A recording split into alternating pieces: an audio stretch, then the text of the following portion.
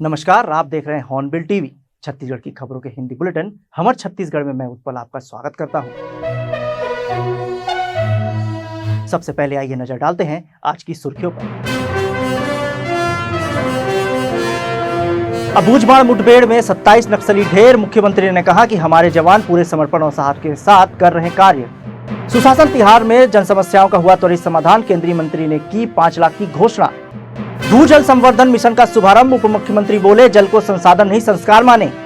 Power company के अध्यक्ष ने ली समीक्षा बैठक। विद्युत व्यवस्था सुधारने दिए सख्त निर्देश। 3 माह में पैसा डबल करने का झांसा। 14 लाख की ठगी, 2 गिरफ्तार 2 फरार।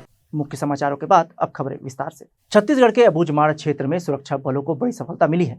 मंगलवार को हुई मुठभेड़ में 27 नक्सलियों को मार गिराया गया, जिनमें वांछित नक्सली नेता बसवराजू भी शामिल है। मुख्यमंत्री विष्णुदेव साय ने इस पर प्रतिक्रिया देते हुए कहा कि जब से राज्य में डबल इंजन की सरकार बनी है, नक्सलवाद के खिलाफ लड़ाई तेज हुई है। उन्होंने कहा कि प्रधानमंत्री नरेंद्र मोदी और केंद्रीय गृह मंत्री अमित शाह का लक्ष्य है कि 31 मार्च 2026 तक देश से नक्सलवाद का पूरी तरह अंत हो। मुख्यमंत्री ने कहा, हमारे जवान पूरे समर्पण और साहस के साथ इस दिशा में कार्य कर रहे हैं। उन्होंने इस सफल अभियान के लिए सुरक्षा बलों को सलाम करते हुए कहा कि यह पूरे देश के लिए एक सकारात्मक संकेत है। देखिए, क्या है कि हम लोग 1.5 साल से सरकार में आए हैं और जब से सरकार में आए हैं तब से नक्सलवाद के साथ बहुत मजबूती के साथ हमारे जवान लड़ रहे हैं और डबल इंजन सरकार है उसका भी लाभ मिल रहा है। और हमारे जो केंद्रीय गृह मंत्री हैं आदरणीय अमित शाह जी और हमारे माननीय प्रधानमंत्री नरेंद्र मोदी जी, सबका संकल्प है कि आने वाला 31 मार्च 2026 तक पूरे देश से नक्सलवाद को समाप्त करना है। और उस दिशा में हमारे यहाँ के जवान आगे बढ़ रहे हैं और लगातार ऑपरेशन में लगे हुए हैं। और अभी भी नारायणपुर, जो अबूझमाड़ एरिया में नारायणपुर का जो क्षेत्र है, वहाँ पर ऑपरेशन चल रहा है और उसमें 27 नक्सलियों को हमारे जवानों ने मार गिराया है, जिसमें बहुत इनामी है। और एक तो बहुत ही इनामी है जो नक्सल का एक बड़ा जनरल सेक्रेटरी है, उसका नाम है बसवराजू राव, ऐसा नाम है। तो उसको भी मार गिराने में हमारे जवान कामयाब हुए हैं। तो हमारे जवानों के साहस को हम नमन करते हैं और निश्चित रूप से जिस तरह से नक्सलवाद के साथ लड़ाई चल रही है मजबूती के साथ, हमारे माननीय प्रधानमंत्री जी का और माननीय गृह मंत्री जी का संकल्प पूरा। गृह मंत्री विजय शर्मा ने बताया कि इंद्रावती के समीप पिछले 50 घंटों से चल रहे सर्च ऑपरेशन में अब तक 26 से अधिक नक्सली मारे जा चुके हैं। उन्होंने इसे जवानों की भुजाओं पर मिली बड़ी सफलता बताया। इस अभियान में एक जवान घायल हुआ है, जबकि एक जवान ने देश के लिए अपने प्राण न्यौछावर किए हैं। ऑपरेशन अब भी जारी है और सुरक्षा बलों का मनोबल ऊंचा है। नारायणपुर और बीजापुर का संयुक्त क्षेत्र है और स्पेशली आप कहें तो इंद्रावती इसमें सेंचुरी और इसके ओरछा के मध्य का क्षेत्र है। लगभग 50 घंटों से सर्च ऑपरेशन चल रहा था, जिसमें मुठभेड़ हुई है और 26 से अधिक नक्सली उसमें मारे गए। कुछ बड़े कैडर की भी होने की संभावना है। जवानों के भुजाओं की ताकत पर एक और बड़ी सफलता, एक और बड़ी कामयाबी हमारे पूरे क्षेत्र को लाल आतंक से मुक्त करने के लिए मिली है। मैं हृदय से बधाई देता हूं जवानों को। बहुत सारे आर्म्स भी हथियार भी जब्त। अभी सर्च जारी है, उसमें डेड बॉडीज़ रिकवर हुए हैं, कुछ और सामान रिकवर होंगे और उसमें स्पष्टता आएगी कि क्या क्या हुआ है। सुरक्षा बलों की बात करें तो किसी को कोई हताहत होने की? एक हमारा जवान घायल हुआ है, परंतु खतरे से बाहर है। एक सहयोगी थे जो वो शहीद हुए हैं और सरकार का इस पर पूरा ध्यान है। आगे उसको ध्यान दे करके आगे बढ़ाएंगे। परंतु ये ज़रूर है कि जवानों ने बहुत बड़ा करिश्मा कर दिखाया है और 26 से अधिक नक्सली मार गिराए गए। उप मुख्यमंत्री अरुण साव ने नारायणपुर में हुई बड़ी नक्सली मुठभेड़ की जानकारी देते हुए बताया कि सुरक्षा बलों ने कार्रवाई करते हुए 2 दर्जन से अधिक नक्सलियों को मार गिराया है। उन्होंने कहा कि भाजपा सरकार के सत्ता में आने के बाद नक्सल उन्मूलन अभियान तेज हुआ है और सुरक्षा बल पूरी मुस्तैदी से कार्य कर रहे हैं। अरुण साव ने विश्वास जताया कि मार्च 2026 तक बस्तर सहित पूरा देश नक्सलवाद से मुक्त हो जाएगा। देखिए, जिस प्रकार से हमारी सरकार बनने के बाद लगातार बस्तर को नक्सल मुक्त बनाने का अभियान चल रहा है। हमारे सुरक्षा बल के जवान लगातार इस दिशा में ठोस और मजबूती से काम कर रहे हैं और नारायणपुर इलाके में मुठभेड़ की खबर आई है, 2 दर्जन से अधिक नक्सलियों के मारे जाने की खबर है। तो निश्चित रूप से हमारे सुरक्षा बल के जवान पूरी मुस्तैदी से मजबूती से काम कर रहे हैं ताकि मार्च 2026 तक बस्तर हमारा नक्सल मुक्त हो जाए। सुशासन तिहार 2025 के अंतर्गत तखतपुर ब्लॉक के नेवरा में आयोजित समाधान शिविर में केंद्रीय आवासन एवं शहरी विकास राज्य मंत्री तोखन साहू शामिल हुए। उन्होंने विभागीय स्टॉलों का निरीक्षण कर योजनाओं की प्रगति की जानकारी ली और सांस्कृतिक मंच निर्माण के लिए 5 लाख रुपए देने की घोषणा की। तोखन साहू ने कहा कि डबल इंजन की सरकार लोगों के जीवन स्तर को बेहतर बनाने प्रतिबद्ध है। प्रधानमंत्री आवास योजना सहित विभिन्न योजनाओं के तहत लोगों को लाभ मिल रहा है। शिविर में 4133 में से 4102 आवेदनों का त्वरित निराकरण किया गया। शिविर में हितग्राहियों को सामग्री वितरित की गई और 10वीं 12वीं में उत्कृष्ट अंक लाने वाले छात्रों को सम्मानित भी किया गया। विभिन्न विभागों ने स्टॉल लगाकर योजनाओं की जानकारी दी। मौके पर जनप्रतिनिधि और अधिकारी उपस्थित रहे। माननीय विष्णुदेव जी की सरकार के द्वारा 3 चरणों में सुशासन त्योहार का आयोजन किया गया। पहले आवेदन लिया गया कि भाई सब लोग आवेदन करें, आपकी क्या समस्या है, आप अपनी समस्याओं को बताएं। फिर उसके बाद लगभग 25 दिन का समय दिया गया हमारे अधिकारियों को। जो आवेदन प्राप्त हुआ उन आवेदनों को विभागवार उसका समाधान करने के लिए उसके बाद ये समाधान शिविर लगा करके कि हमने आपकी समस्याओं का क्या समाधान हुआ है ये बताने के लिए इस चिलचिलाती धूप में हमारे सभी विभाग के अधिकारी, कर्मचारी और सभी हमारे सम्मानीय नेतागण यहाँ पर उपस्थित हैं। ये हमारी सरकार चाहती है कि शासन की योजनाओं का लाभ जनता तक पहुँचे। आप सबको कागज लेकर के घूमना मत पड़े। यदि किसी को किसी चीज़ की आवश्यकता है, कोई समस्या है, तो एक मंच के नीचे हमारे सारे अधिकारी कर्मचारी बैठ करके आपकी समस्याओं को सुनेंगे और उसका समाधान करेंगे। उप मुख्यमंत्री अरुण साव ने पंडित दीनदयाल उपाध्याय भू जल संवर्धन मिशन शहरी की कार्यशाला में जल संरक्षण को सामाजिक दायित्व बताते हुए कहा कि यह केवल मिशन नहीं, दृष्टिकोण बदलने का संकल्प है। उन्होंने पीपीटी के माध्यम से जल संरक्षण की भारतीय परंपरा को आधुनिक संदर्भ में अपनाने की अपील की। भारत के वाटरमैन राजेंद्र सिंह ने कहा कि छत्तीसगढ़ पहला राज्य है जिसने शहरी जल पुनर्भरण की जिम्मेदारी ली है। उन्होंने जल, जंगल और जमीन के रिश्तों को समझते हुए वर्षा जल संरक्षण की जरूरत पर बल दिया। कार्यशाला में हाइड्रोलॉजिस्ट, इंजीनियर, उद्योग प्रतिनिधि और नगरीय अधिकारी शामिल हुए। विशेषज्ञों ने रेन वाटर हार्वेस्टिंग, जल पुनर्चक्रण और भूजल रिचार्ज जैसे उपायों पर संवाद किया। उप मुख्यमंत्री ने प्रतिभागियों के सवालों के उत्तर भी दिए। Chhattisgarh state power companies limited के अध्यक्ष डॉक्टर रोहित यादव ने मंथन सभा कक्ष में जिले की विद्युत व्यवस्था की समीक्षा बैठक ली। बैठक में प्रबंध निदेशक भीम सिंह कंवर सहित जिले के वरिष्ठ अधिकारी मौजूद रहे। डॉक्टर यादव ने भीषण गर्मी के मद्देनजर निर्बाध बिजली आपूर्ति सुनिश्चित करने के सख्त निर्देश दिए। उन्होंने विद्युत लाइनों में व्यवधान की सतत निगरानी, खराब उपकरणों की त्वरित मरम्मत और ट्रांसफार्मर फेल होने की स्थिति में तुरंत सुधार कार्य करने को कहा। उन्होंने उपभोक्ताओं की शिकायतों के त्वरित निराकरण पर जोर देते हुए मैदानी अधिकारियों को सतत निगरानी व सजगता से काम करने की हिदायत दी। बैठक में कमिश्नर सुनील जैन, कलेक्टर संजय अग्रवाल, निगम कमिश्नर अमित कुमार सहित अन्य अधिकारी शामिल रहे। सूरजपुर में शेयर बाजार में निवेश कर 3 माह में पैसा दोगुना करने का झांसा देकर 14 लाख रुपए की ठगी करने वाले 2 आरोपियों को जयनगर पुलिस ने गिरफ्तार किया है। पीड़ित रकीबुल की शिकायत पर अहमद रजा अंसारी और महबूब हुसैन उर्फ अहमद को पकड़ा गया, जबकि 2 आरोपी अभी भी फरार हैं। आरोपियों के नगद व यूपीआई से रकम ली और बाद में 28 लाख का चेक दिया जो बाउंस हो गया। पुलिस ने इनके पास से बैंक दस्तावेज, एटीएम, 4 मॉनिटर और 1 सीपीयू जब्त किया है। मामला अपराध क्रमांक 131/2025 के तहत दर्ज हुआ है। डीआईजी व एसएसपी प्रशांत कुमार ठाकुर के निर्देश पर की गई है। प्रशांत कुमार ठाकुर के निर्देश पर की गई इस कार्रवाई में थाना प्रभारी नरेंद्र सिंह और उनकी टीम ने अहम भूमिका निभाई। अपराधी रकीबुल के रिपोर्ट पर थाना जयनगर में एक चिटफंड का अपराध कायम किया गया, जिसपे आरोपियों के द्वारा प्रार्थी को ये बताया गया था कि सिरोदर कंपनी है जिसपे आप पैसा लगाएंगे तो आपका 3 महीने में दुगना हो जाएगा। इस पर प्रार्थी ने 7 लाख रुपए कैश और 7 लाख रुपए नकद करके 14 लाख रुपए उसको लगाए थे। 3 महीने बाद जब जाके उसने इसकी जानकारी ली तो पता चला कि ऐसी कोई कंपनी नहीं है और इसका पैसा भी उसके भी कुछ भी है। इस पर इसने थाना में जयनगर में रिपोर्ट लिखाई। इस रिपोर्ट पर पुलिस ने इन्वेस्टिगेशन करते हुए इसके 2 मुलजिम अहमद रजा अंसारी और महबूब हुसैन को गिरफ्तार किया है। बाकी इसके साथियों को भी ढूंढा जा रहा है। आगे किन किन लोगों से इसके द्वारा फ्रॉड किया गया है इस संबंध में भी जानकारी देकर आगे कार्रवाई की जा रही है। सूरजपुर जिले के भेलकच्छ गांव में तेंदुपत्ता खरीदी को लेकर फड़ मुंशी संजय कुमार यादव की दबंगई और गड़बड़ी सामने आई है। ग्रामीणों का आरोप है कि खरीदी प्रक्रिया के दौरान यादव ने रात में ट्रैक्टर से 10,000 गड्डियां लाकर फड़ में जमा की, जिससे स्थानीय आदिवासी मजदूरों का हक मारा गया।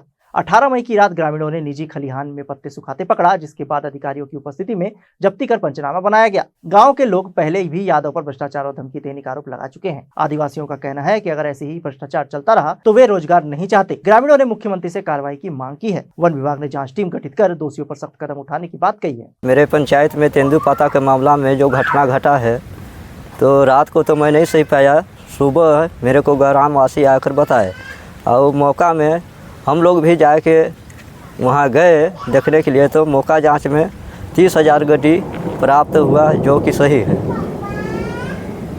हाँ, तो फड़ मुंशी के द्वारा ये खरीदी बिक्री करके वहाँ पर जो कि लेच के सुखाया गया था बरबहरा में। कौन खरीद मुंशी था, उसका नाम क्या? संजय कुमार यादव। उसमें एक ही आदमी था, उसमें अब मिले होंगे तो मेरे को पता नहीं है, लेकिन एक आदमी का नाम पता। 2 ट्रैक्टर ला करके वो सुखवा रहे हैं, तो हम लोग क्या किए कि 10-12 लोग इकट्ठा होकर वहाँ पे पहुँचे, तो जा करके देखे तो पूछताछ कि भाई पत्ता क्यों चालू है यहाँ, और गाँववासी के लिए तो बंद है, और ये कहाँ के लिए पता आ गया है कि यह पत्ती खरीदी हो रहा है रात को। तो हम लोग वहाँ पे 12 बजे पहुँचे थे, तो मैंने गणना किया था तो उसमें लगभग 10,000 गड्डी प्राप्त हुआ था, एक क्यारी में सुखाया गया था। बिलासपुर के ग्राम पंचायत दगोरी के ग्रामीणों ने जनपद सदस्य राजकुमार साहू पर गंभीर आरोप लगाए हैं। ग्रामीणों का कहना है कि भवानी चौक के पास स्थित करीब 2.5 एकड़ भूमि वृक्षारोपण के लिए आवंटित की गई थी, लेकिन अब वहां महतारी सदन निर्माण की तैयारी हो रही है, जबकि महतारी सदन के लिए पूर्व में दूसरी भूमि चिन्हित की जा चुकी है और वहां भूमि पूजन भी हो चुका है। ग्रामीणों ने कहा कि जिस जमीन पर निर्माण की योजना है वहां बरसों पुराने हरे भरे पेड़ हैं, जिनसे पर्यावरण और ग्रामीणों को लाभ मिलता है। पेड़ों की कटाई पर्यावरण विरोधी कदम होगा। लोगों ने मांग की है कि महतारी सदन उसी स्थान पर बनाया जाए जहां की स्वीकृति है। ग्रामीणों का कहना है कि सरकार एक ओर वृक्षारोपण का अभियान चला रही है, वहीं कुछ लोग पेड़ों की बलि चढ़ाने पर आमादा है। जहां भवानी चौक स्थित है वहां 2.5 एकड़ जमीन है वृक्षारोपण के नाम से। उसको आज हम 25 साल से बचाते हुए आ रहे हैं और आगे भी उसको बचाएंगे। इसमें जो है महतारी सदन के नाम से कोई योजना का आया हुआ है, जो माननीय विधायक जी ने कहीं और भूमि पूजन किए हुए हैं उस ज़मीन का, जो है जनपद सदस्य जो है ग्राम पंचायत में इंटरफेयर करके, क्या नाम है जनपद सदस्य? राजकुमार साहू, जो है इंटरफेयर करके ग्राम पंचायत में उस ज़मीन में ना बनाकर जहां बनना चाहिए उनको जो है हमारी वृक्षारोपण भूमि पे जो ला रहे हैं। और वहाँ 2 कंपनी भी हैं, जिससे डस्ट प्रदूषण हाइवा जो रोकथाम वो करता है और आम नागरिकों को छाया भी प्रदान करता है। इस वजह से हम लोग कलेक्टर महोदय से निवेदन लेकर आए थे कि उनको जो है संरक्षित और सुरक्षित कर दें।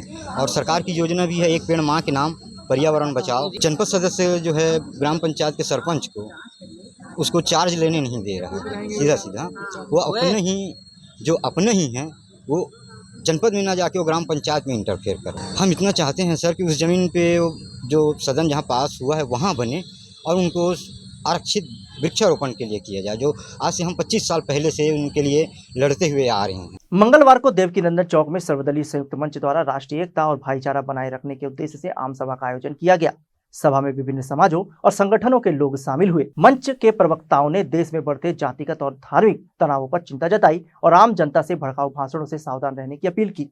सभा के दौरान ऑपरेशन सिंदूर का समर्थन करते हुए वक्ताओं ने कहा कि देश की बेटियां, सेना और समाज पर होने वाले अपमानजनक बयानों का सभी राजनीतिक दलों को एकजुट होकर विरोध करना चाहिए। संयोजक रवि बनर्जी और नंद कश्यप ने कहा कि देश की एकता, अखंडता और भाईचारे को बनाए रखने के लिए समाज के हर वर्ग को आगे आना होगा। सभा का उद्देश्य शांति, समरसता और बेहतर समाज की दिशा में जागरूकता फैलाना था। आज के समय पे जो सबसे ज्वलंत मुद्दा है, पाकिस्तान पुष्ट मदद आतंकवादियों द्वारा जो पहलगांव में 26 निर्दोष सैलानियों को निहत्ते हत्या की गई और हमारे भारत सरकार के द्वारा ऑपरेशन सिंदूर के नाम से जो पाकिस्तान के ऊपर उनके सेना के जो बेस है उसमें हमला की बात कही, तो भारतवर्ष के 140 करोड़ लोग और सारे विरोधी दल ने इसको समर्थन किया। पर सवाल इस बात का है कि इसके बाद जब 3 दिन या 4 दिन नहीं हुआ, ये पहला मौका है कि भारतवर्ष के सर को, मस्तक को ट्रंप के पैर पे रख दिया मोदी ने। ये पहला युद्ध है भारत में। 62 में युद्ध हुआ, 65 में हुआ, 71 में हुआ। 71 में इंदिरा गांधी पाकिस्तान का 2 टुकड़ा कर दिया। पर ये पहला जो विश्व गुरु कहता है उसका युद्ध का जो सीज फायर की घोषणा ट्रम्प के द्वारा किया जाता है। ये इससे दुर्भाग्य की बात और नहीं हो सकता। और उसके आधार पे जो भारत में बीजेपी के खासकर जो राजनेता है, बड़ा दुर्भाग्य की बात है जब भारत के एक सेना अधिकारी जिसको आतंकवादी को जोड़कर बोल रहा बहन को भेज रहा है, मतलब हिंदू मुसलमान वहाँ भी वो कर रहा है। उसके बाद मध्य प्रदेश हाई कोर्ट ने संज्ञान लेकर जब उसके ऊपर एफआईआर करने बोला, इतनी बेशरम सरकार है, वो एफआईआर भी गलत तरीके से किया। उसके बाद हाई कोर्ट को बोलने पड़ा आपको एफआईआर बदलने पड़ेगा, उसके खिलाफ सुप्रीम कोर्ट गए। हमारा ये कहना है कि आप किसी को मानते नहीं हो, अब सारे विरोधी को राष्ट्र विरोधी बोलते हो। जो सरकार के विरोध में बोलेगा वो देश के विरोधी नहीं है। उसी के खिलाफ में जो मोदी के द्वारा भारतवर्ष में वो विश्व गुरु नहीं है, वो विश्व का बुद्धू है और ये साबित कर दे रहा। पाकिस्तान उस समय जब भारत से लड़ने जा रहा, आईएमएफ से लोन मांगा, उसका 26 देश मेंबर है। ये विश्व गुरु जो भारतवर्ष के पैसे में 73 देशों का 88 बार घुमा है और एक एक देश, अमेरिका में 10 बार गया, चीन में 7 बार गया, जापान में 8 बार गया, पर उस 26 देशों में एक ने भी विरोध नहीं किया कि नहीं पाकिस्तान को इस संकट के समय आईएमएफ से लोन मिले। इसलिए इस तमाम चीज़ के खिलाफ में भारत के आवाम को, बिलासपुर के आवाम को बताना चाहते हैं, भारत की सेना का जो पराक्रम है वो अतुलनीय है और उस सेना के पराक्रम को बीजेपी राजनीतिकरण करना चाहता है और भारत के सर को झुकाना चाहता है। इसके भारत के तमाम विरोधी दल, खासकर जो हम लोग बिलासपुर सर्वदलीय मंच है, इसका विरोध करते हैं और भारतवर्ष के आवाम को कहना चाहते हैं कि धर्म के नाम से, जात के नाम से जो राजनीति करता है उसको देश से अलग करना। एक तो ये था कि सारे देश में सेंट्रल ट्रेड यूनियंस ने आम हड़ताल किया, आह्वान किया था। तो पहलगाम और ऑपरेशन सिंदूर के संदर्भ में हमने ये 9 जुलाई तक के लिए पोस्टपोन कर दिया। लेकिन ये भी ज़रूरी था कि सारा विपक्ष पहलगाम की घटना को लेके, ऑपरेशन सिंदूर को लेके सरकार के साथ, लेकिन बार बार मीडिया के माध्यम से, भारतीय जनता पार्टी के मंत्रियों के माध्यम से सांप्रदायिक और विपक्ष के ऊपर हमले किए जा रहे थे। इसलिए हम लोगों ने तय किया कि आज 20 मई को हम राष्ट्रीय एकता के सवाल को लेके अपनी सभा करेंगे और सरकार के और ख़ासतौर से भारतीय जनता पार्टी और आरएसएस का जो वो है, जो मंत्री हैं, जो शोकिया कुरैशी के खिलाफ बोल रहे हैं, या उप मुख्यमंत्री जो है वो एक व्यक्ति के ऊपर सारे देश और सेना को उनके पैरों में समर्पित करने, ये देश का अपमान है। और देश का अपमान, इससे देश की जो छवि खराब हुई सारी दुनिया में, जब सरकार को ये समझ में आया कि सारी दुनिया में उनके साथ कोई नहीं है, तो 7 डेलीगेशन जा रहे हैं भारत से, 86 सांसदों के, 50 लोकसभा से और 36 राज्यसभा से, तो सारी दुनिया में हमारी छवि सुधारेंगे। लेकिन सरकार आज भी संसद बुलाकर देश को विश्वास में नहीं ले रही है, जबकि पाकिस्तान में संसद चल रहा है और पाकिस्तान के सांसद जो है हमारे प्रधानमंत्री को आतंकवादी कह रहे हैं और हमारे देश में, हमारी संसद में हमें बोलने की आज़ादी नहीं। हमारा कोई प्रोफेसर बोलता है उसको अब बिना मतलब जेल में बंद कर देते हैं। तो इन सब चीज़ों के खिलाफ आज हम लोग यहाँ पे सभा। दुर्ग जिले के सिटी कोतवाली थाना क्षेत्र के नए बस स्टैंड में खड़ी एक उड़ीसा पासिंग बस की डिग्गी से पुलिस ने करीब 21 किलो गांजा बरामद किया है।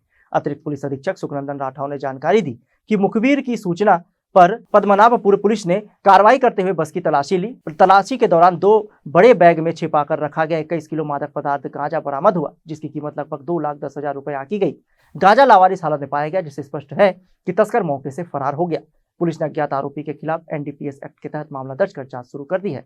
एएसपी राठौर ने बताया कि आरोपी की पहचान व गिरफ्तारी के प्रयास तेज कर दिए गए हैं। इस बरामदगी से पुलिस को एक और बड़ी सफलता मिली है। दुर्ग बस स्टैंड में बस में 2 ब्रीफ केस में संदिग्ध सामान होने की सूचना पर पद्मनाभपुर पुलिस द्वारा जाकर के वहां उस सामान को देखा गया, तो जिसमें गांजा मिला। जब्त मादक पदार्थ के अज्ञात के खिलाफ एनडीपीएस एक्ट की कार्रवाई कर विवेचना में लिया गया है।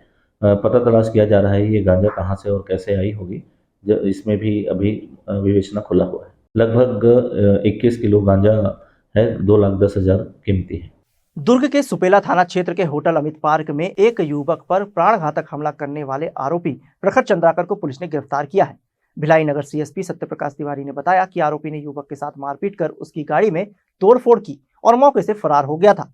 सुपेला पुलिस ने त्वरित कार्रवाई करते हुए प्रखर को सुपेला चौक से गिरफ्तार किया। पूछताछ और मोबाइल जांच में सामने आया कि प्रखर महादेव सट्टा ऐप से जुड़ा हुआ है और लोटस 662 पैनल आईडी के जरिए ऑनलाइन सट्टा चला रहा था। आरोपी ने म्यूल अकाउंट के माध्यम से 4-5 दिनों में करीब 7 लाख रुपए का लेन देन किया है। पुलिस ने उसके पास से एक थार गाड़ी, पल्सर बाइक और 2 मोबाइल फोन भी जब्त किए हैं। वही मामले में आरोपी के सहयोगी पुलकित चंद्राकर की भी तलाश जारी है। कि 18 तारीख के और 19 तारीख के दरमियानी रात सौरभ वर्मा करके प्रार्थी है, उसने एक प्रथम सूचना पत्र सुपेला थाने में दर्ज कराया कि वो अपने दोस्तों के साथ बर्थडे पार्टी सेलिब्रेट करके वापस अमित पार्क होटल से अपने घर जा रहा था। इस दौरान पार्किंग के विवाद को लेकर के, गाड़ी निकालने के विवाद को लेकर के जो प्रखर चंद्राकर है, जो गुंडा बदमाश है विजयनगर थाना क्षेत्र का, वो अपने साथियों के साथ, वो और उसके अन्य दोस्तों के साथ बुरी तरह मारपीट किया, जानलेवा हमला किया, जिससे उसके सिर पर और शरीर के अन्य भागों में काफ़ी संघातक चोटें आई हैं। प्रकरण में प्रार्थी की रिपोर्ट पर धारा 109 के तहत हत्या के प्रयास का अपराध उसमें कायम किया जाकर प्रकरण की विवेचना की जा रही थी। विवेचना के दौरान जो आरोपी प्रखर चंद्राकर है उसको गिरफ्तार किया गया है। प्रकरण में उससे पूछताछ के दौरान अभिरक्षा में लेकर प्रखर चंद्राकर से पूछताछ की गई, उसके मोबाइल को चेक किया गया तो ये जानकारी प्राप्त हुई कि वो ऑनलाइन सट्टा के गतिविधियों में भी लिप्त है। अपने एक दोस्त के साथ वो लोटस नाम का एक जो ऑनलाइन सट्टा ऐप है उसका आईडी का उपयोग करके और सट्टा खाई वाली का काम कर रहा है। इसी तरह वो म्यूल अकाउंट का प्रयोग करके दूसरे के नाम के जो अकाउंट है उसको किराए में लेकर के और छलपूर्वक उन अकाउंट्स का भी उपयोग अवैध रूप से जो पैसे कमा रहा है सट्टे में उसका ट्रांजैक्शन कर रहा है। आज के अंक में बस इतना ही। छत्तीसगढ़ की ताजा तरीन खबरों के लिए देखते रहिए हॉर्नबिल टीवी।